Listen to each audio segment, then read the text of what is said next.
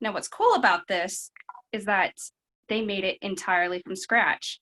We're gonna do something similar today with a hand drum. The supplies that you're gonna need are gonna be little beads, 2 of them, can be little craft beads. Even if you don't have any beads, they can be tinfoil balls. Other supplies that you're gonna need are 2 paper plates, or in my case, I'm using styrofoam, along with string. Now, this can be craft yarn, this can be thread. In my case, I'm just using ribbon from that you would typically use for the Christmas. And if you would like to, you can also use paint and paintbrushes. However, scissors are going to be required to cut the string. So just so you know, in case you might need parent supervision. So let's go ahead and start off with this cool little drum. I should also mention you do need one more thing. Oh, sorry. Excuse that. One more thing that you will most likely be needing is a stick. This can be any outdoor stick. It could be a pencil. Heck, it can even be a straw, which is what I'm going to be using. Now for this, you're going to be needing glue. So to make the paper drums, or the little drum that we have right here, we're going to basically glue them together with the outsides facing out. Does that make sense? The bottom facing out. So with the glue, we're just going to go ahead and glue around the edges.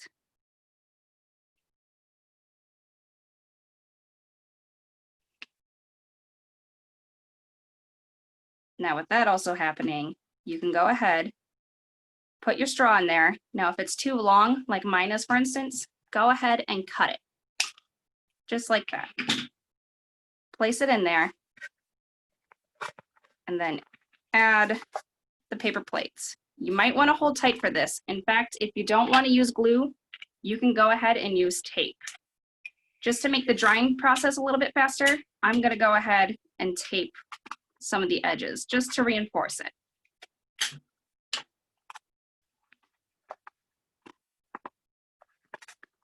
And believe it or not, we're already halfway done. With this being said, we're already going to be taking some string. Now notice how the string, if you wrap it around this drum, it hits the middle. So we're not going to go too long with the string. We want it to hit somewhere in the middle of the base. So I'm going to cut, if we were to face the ribbon at the edge, I'm going to go ahead and cut right about here. Same thing with this side. Think about it. Cut right along the middle part of the drum. And with that being said, you can also tape or glue at the sides. In my case, I'm going to take the pony bead and go ahead and wrap it around and tie it.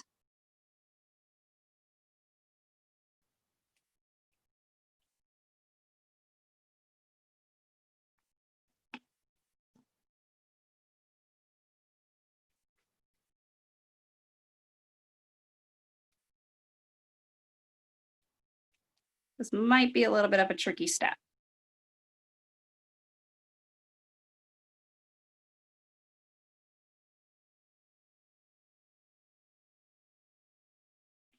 So my craft beads or pony beads, they are all tied up, and now all I have to do is put them to the side. Now, if you want, you can slide them in while they're being glued, just like this.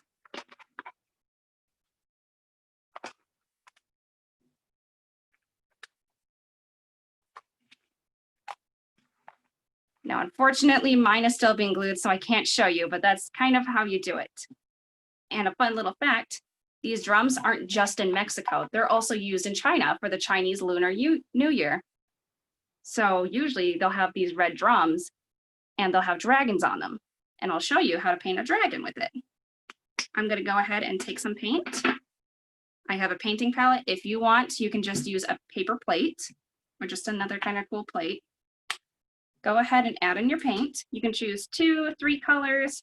It's 100% up to you.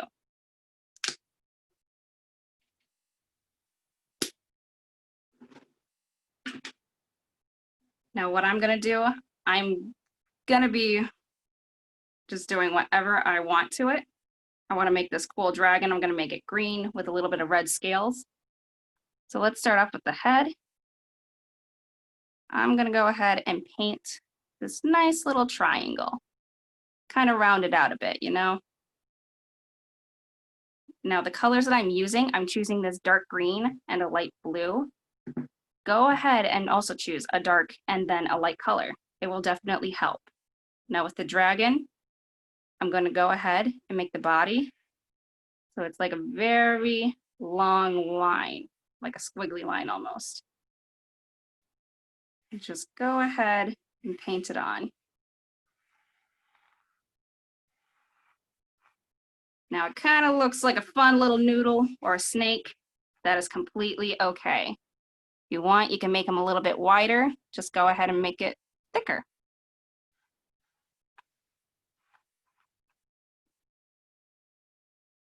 And now we kind of have the base, but what we're gonna do is take our lighter color. In this case, I'm choosing a light blue, almost close to a white. And we're gonna be painting on the little, I guess you can say hairs.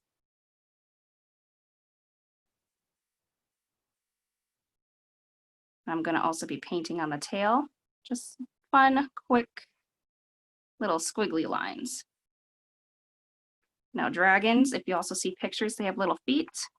I'm gonna go ahead and draw some on the outside, or paint some, I guess I can say.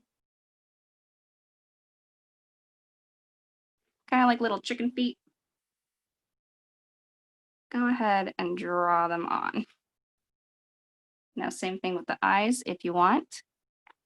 The eyes are a little neat because in order, they're not like normal circles like human eyes. What you're gonna do, draw like a little squiggly line. I don't know if you can see that, but see how I go down, up, and curve out? That's what we're gonna do for the eyes, but smaller.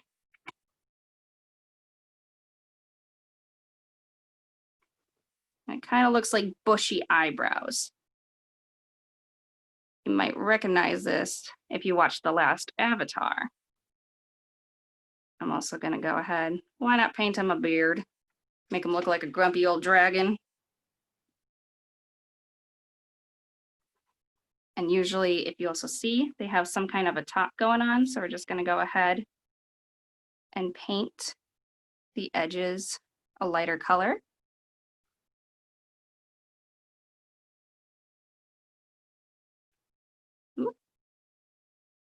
Again, this is easier if you wait for the paint to dry in between.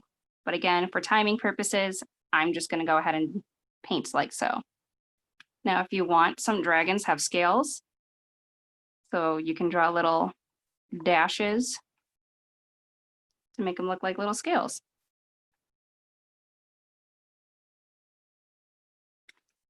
And that's a really fun little way to paint a dragon if you want. I'm gonna go ahead with the red. And I'm gonna draw little eyes. Now, the red almost makes them look evil, but red is actually a sign of really good luck for China. And that's why a lot of people in China wear red for good luck. And I think what I'm gonna do too is paint around the dragon red, because I want my drum to give me a lot of good luck.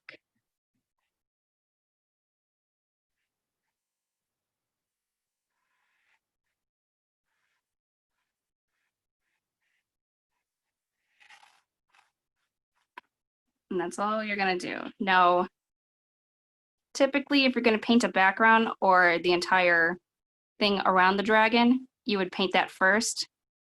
But again, time purposes, I'm just gonna go ahead and go quick.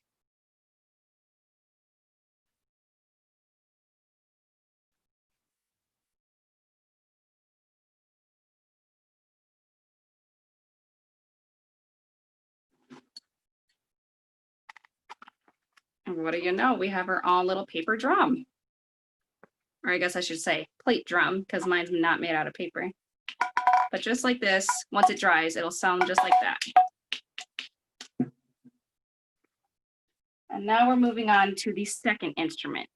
Now this one's going to be a lot easier. It's going to go quicker. It's actually a straw flute. So all you're going to need is a lot of straws, maybe a handful, 6 to 7, and some tape. And with the tape in, oh, we're out of tape. I will be right back.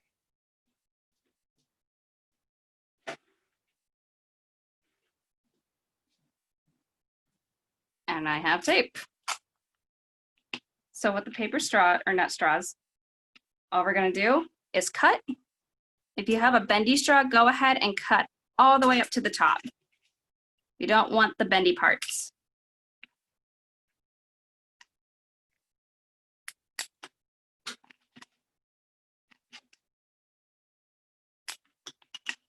What's really neat about this flute is that it's so easy to make, but again, scissors are required.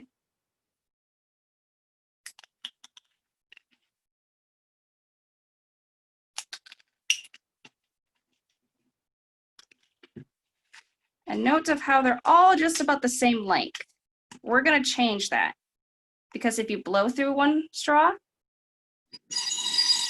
I don't know if you can hear that, but it sounds pretty high pitched to me.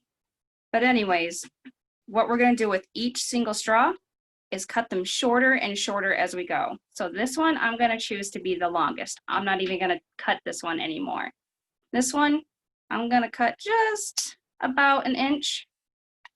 This one, I'm gonna cut maybe 2 inches.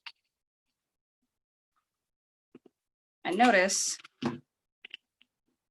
how they're already getting shorter as I'm going down. So the next one, I'm gonna say about 3 inches.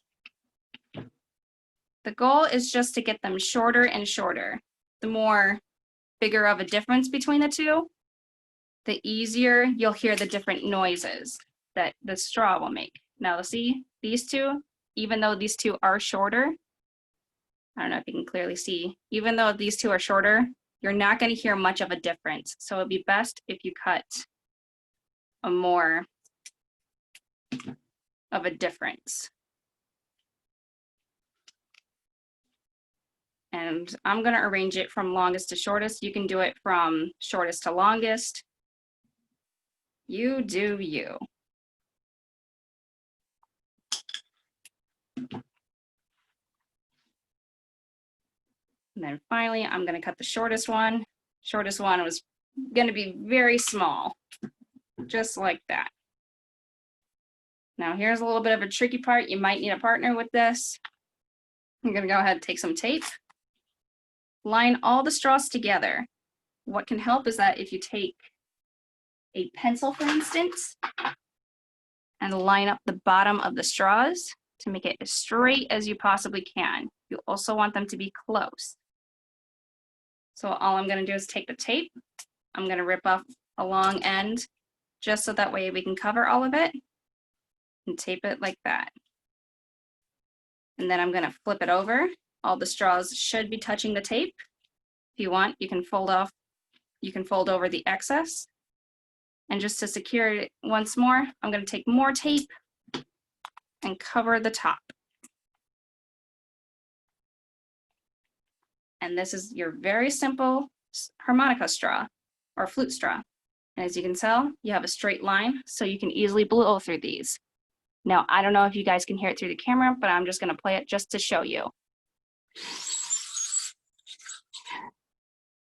Again, this may not sound really good over camera, but it sounds pretty cool because you can hear all the different notes and frequencies. The shorter the straw, the higher pitch it will be. The longer the straw, the deeper or rich the tone will be. So that's a fun little fact. Alrighty, and time is just about up. I hope you all have a great day. Thank you so much for joining Gen. Thank you so much for joining Gen Kids again. This is quite the show, all right. If you enjoy it, then please go ahead and watch again. If not, then let us know. Hope you all have a great day and see y'all later.